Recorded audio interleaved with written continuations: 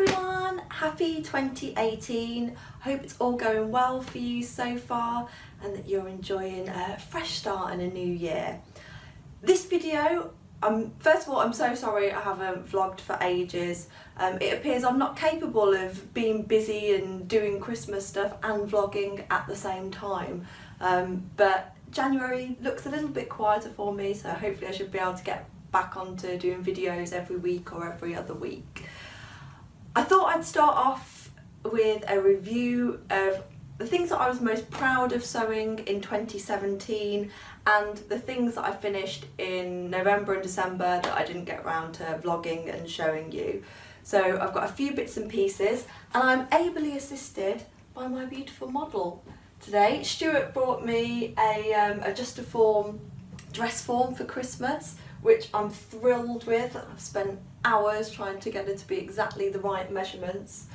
I've decided to call her Camilla, don't know why, but this is my new friend at the moment. She's actually a little bit taller than me, so I need to change her slightly. But I've stuck some things on her because actually it's really quite cold at the moment in the UK and I didn't fancy parading around in a summer dress. So without further ado, it's probably best to start with what is on Camilla and why I'm proud of this particular make.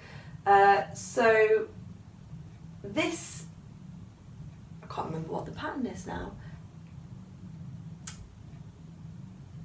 Hold on, I'm gonna go and find it. Leanne Marshall for Simplicity. I don't know why I had Elizabeth in my mind, but it's Simplicity 1755. So it comes with two options, the sleeveless one and one with raglan sleeves.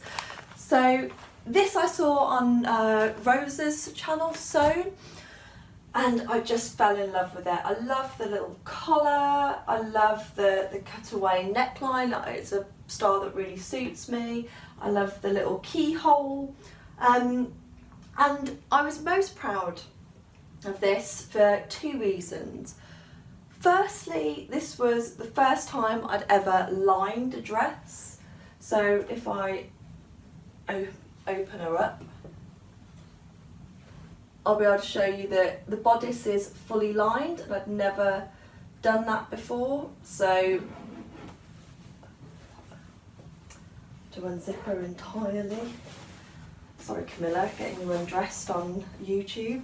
But I lined it in a sort of coordinating fabric to give it a bit of difference, and I was really pleased that actually the inside looks as nice as the outside.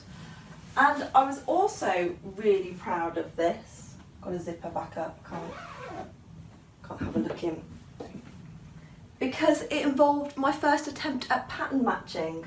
So there is actually a seam down the centre here. I'm not sure how closely you can see. I'll bring her forward, she's not that heavy. It's not 100% perfect, but it's pretty close in terms of pattern matching, so actually I was really pleased with that. Unfortunately, this is a dress that hasn't had much of an outing yet.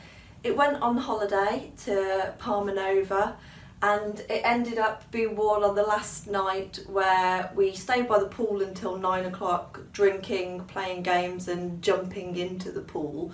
Got ready in a massive rush, didn't really have any makeup on, do my hair, went for dinner and I fell asleep at the dinner table after a big lasagna. So she didn't get much of an outing and she hasn't been anywhere else since. So this dress, 2018 is going to be its year, it's going to be out and about.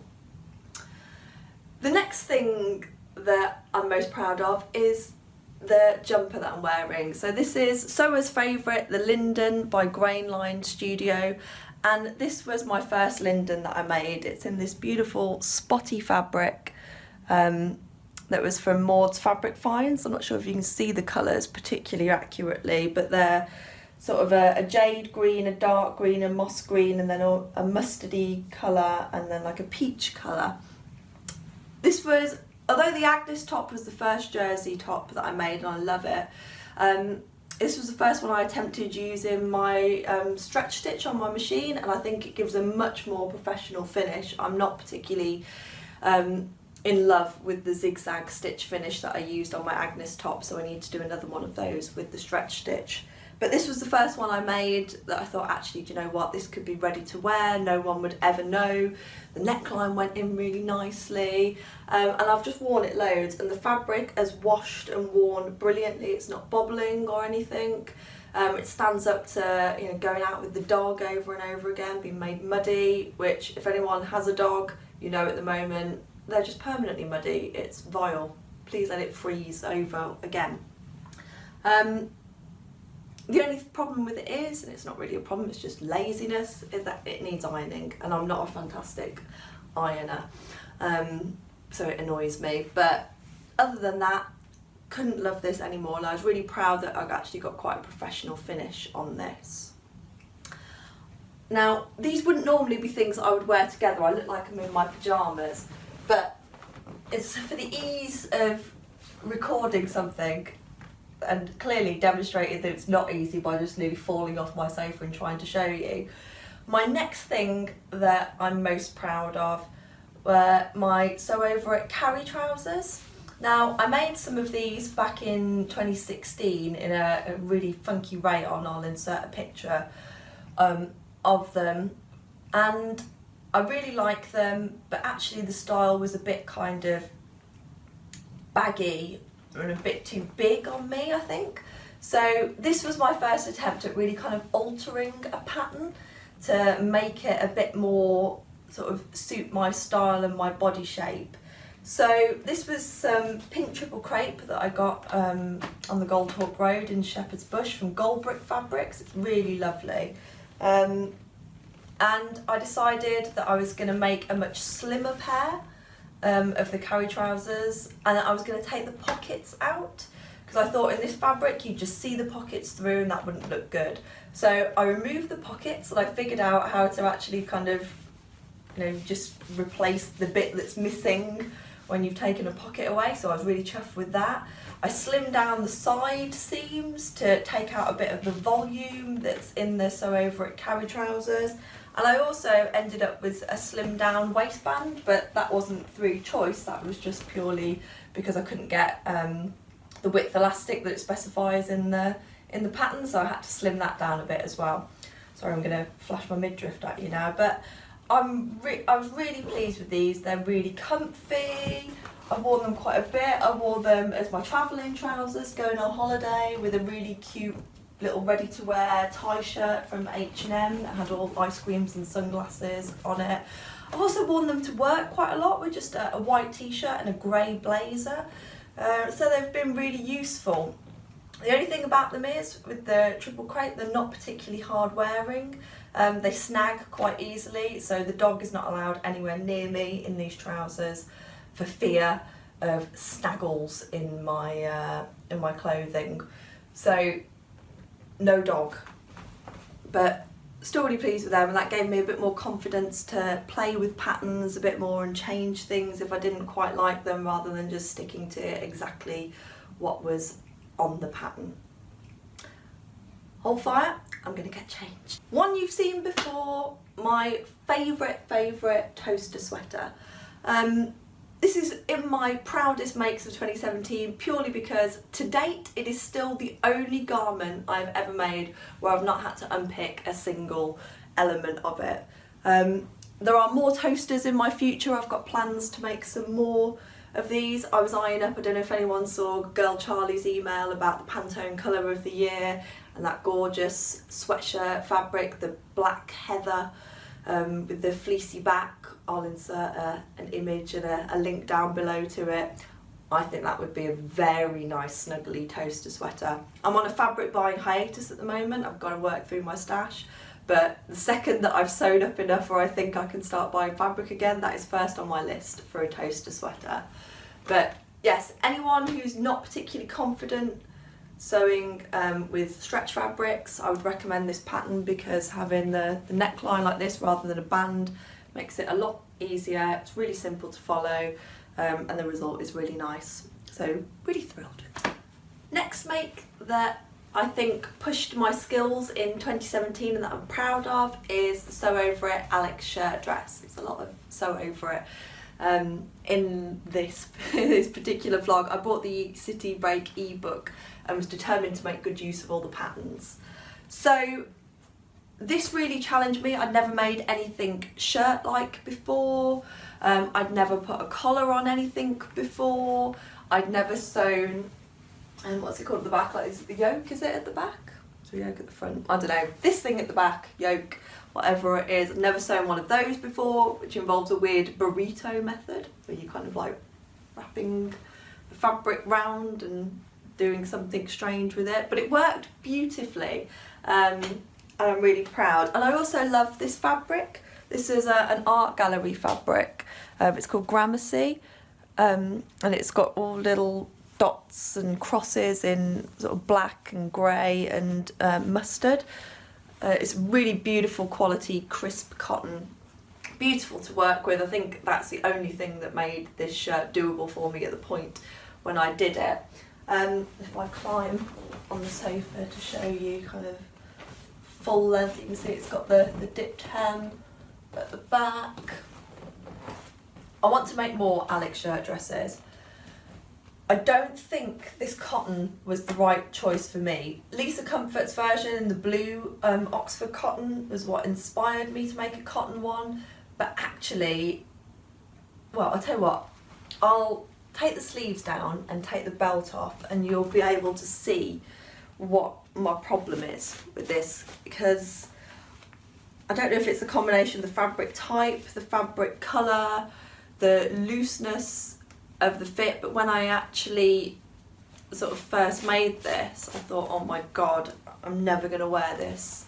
It's completely unwearable, because actually when you see it in its form, I actually just look like Wee Willie Winky in my night dress.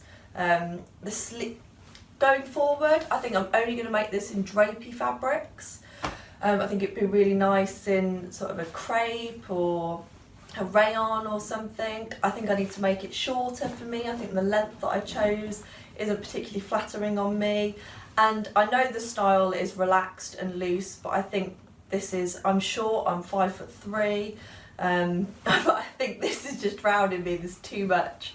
So I want to take a bit of the fabric out, and I think I definitely need to slim the sleeves down for me. These are the bits that for me make it look more like a night dress than a dress. But I think with the belt round it and with the sleeves rolled up, it's fine. I've actually worn it quite a lot. I had it on the other day with a little black jumper, a crop jumper over the top, and black tights to go to work, which I think look quite nice. So despite my initial reservations when I put it on and thought, oh, where's my nightcap? It's worked out fine, and I've worn it a lot, and I am really proud of the sewing. I'll show you, to get up close, some of the straightest stitching, neatest work that I've ever done. So thumbs up for the Alex shirt dress. On to my next.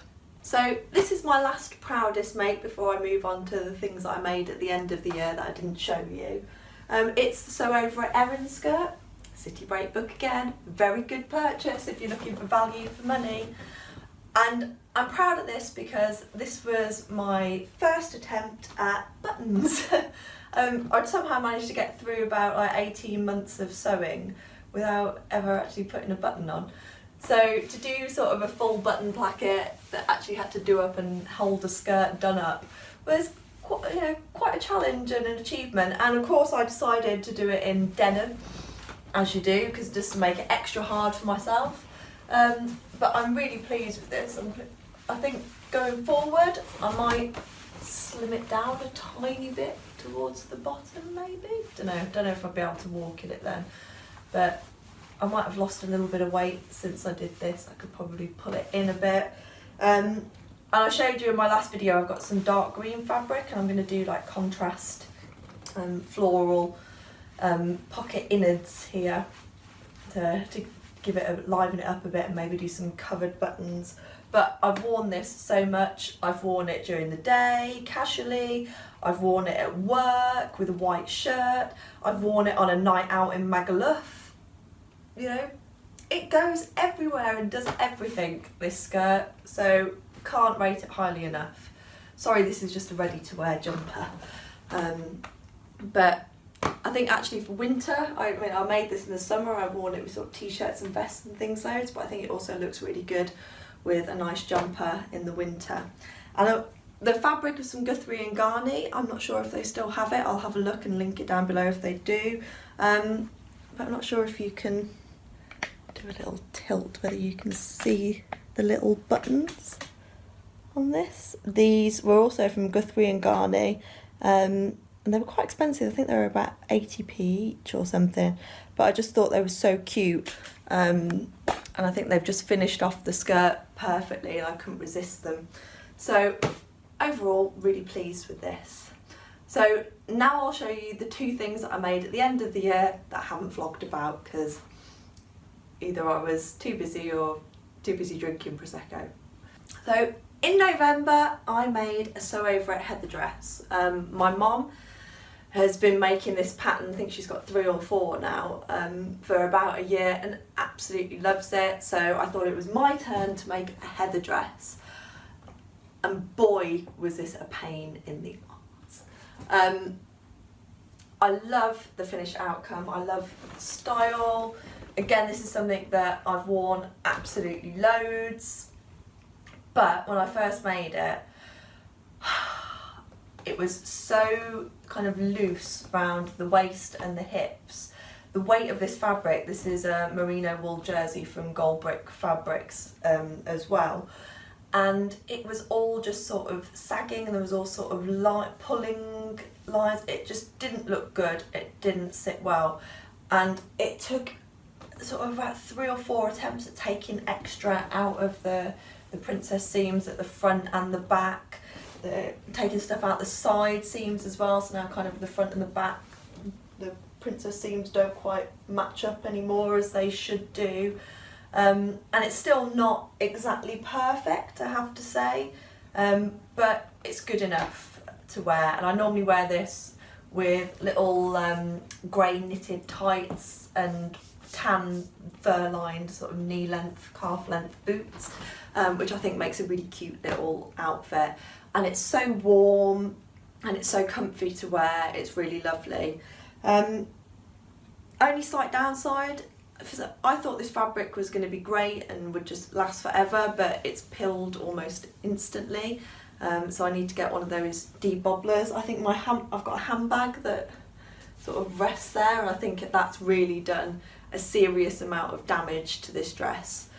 But I'm going to have a go at trying to figure out how I could actually fix this dress. I made the size 8, there's no smaller size that I can go to get the hip smaller, and plus it fitted perfectly at the bust, so I couldn't make any adjustments here. And actually the shoulders are probably, if anything, a little bit too narrow. So if anyone has any ideas of how to fix this on the pattern, insert them down in the comments down below for me. But my idea is, with this centerpiece at the front, to make a pivot point about here and to kind of slightly open up the top bit to give me a bit more width on the shoulders, but then overlap down here to make this narrower, and then takes them off the side seams as well. If anyone's got any better ideas, let me know, but if not, I will try that, and if it works, I'll either do a vlog or a blog post or something, because looking online, I saw that other people have had a similar problem where it's not been sitting right around here, and they've not got the fitted look that Lisa has got and looks fabulous in on the marketing material for the dress. But overall now, really pleased with it. It's been worn to death already. Got one more thing to show you now. Now, this is my pièce de résistance. This is the Sew Over It Joan dress. I told you there's a Sew Over It theme. This is my Christmas Day dress, and I could not be more pleased with this dress. First of all, I think the pattern is absolutely beautiful. I love the little tie neckline. I love how fitted it is. It's just so sleek and elegant. It fit me pretty much perfectly out of the box. I've made no adjustments to the bodice whatsoever. I just had to take a bit off the hips on the skirt. but I do have a much wider shoulder base than hips, so that's not unusual. And the great thing about this dress is that it's fully lined, and you can actually pretty much make up all of the lining to check the fit and everything before you get started on your outside fabric. So that's what I did. This is what I wore on Christmas Day, and actually it was really comfy to wear because I've lined it in a beautifully soft cotton lawn. So it's really breathable. I ate all my dinner, pudding, cheese course, drank lots of port, everything in it. Didn't take it off till about 9:30, 10 o'clock on the night when I put my Christmas pyjamas on. And I feel that this dress encapsulates how far I've come in 2017 in my sewing. I don't think at the start of the year I would have even been able to attempt this, and let alone have a go at the pattern matching. I mean, the seams here, look, got it across the sleeve, down the back. I was so pleased with how it came out. You know, I really tried to take my time with it because I really wanted this dress to be special and to be something that I would enjoy wearing on Christmas Day, and I had loads of lovely compliments on it. Although we did go to a really rough pub, I would have fitted in more if I'd have just sewn myself a pair of tracksuit bottoms. But still, you know, you never overdress, you just look better than everyone else. And yeah, I felt really, really great in this dress, really special. Thank you Sew Over It for such a wonderful pattern. I'm going to make more of these. This is in a pure wool, and it's not going to be very practical. It's dry clean only. I think this is going to be a special occasion one, but I think in just plain block colours for work and everything, this would be beautiful. And I think you could make it if you wanted to without the necktie, if you didn't want the kind of fancy bit there. But yeah, a complete labour of love. But I really enjoyed doing it. I was really pleased with how it came out, even though I was still sewing it at 8:30 on Christmas Eve, slip stitching all down the zip at the back. I was doing it with an Aperol spritz in hand, so all was fine. So that is my roundup of 2017. I hope you enjoyed the video. If you did, give it a thumbs up and subscribe to the channel. In a minute I'm going to record my 2018 Make 9 video, which I'll release next week. But you know, play along, pretend like I'm not wearing the same clothes, it will all be fine. But thank you for watching, everyone. Have a great day whatever you're doing, and I'll see you next week.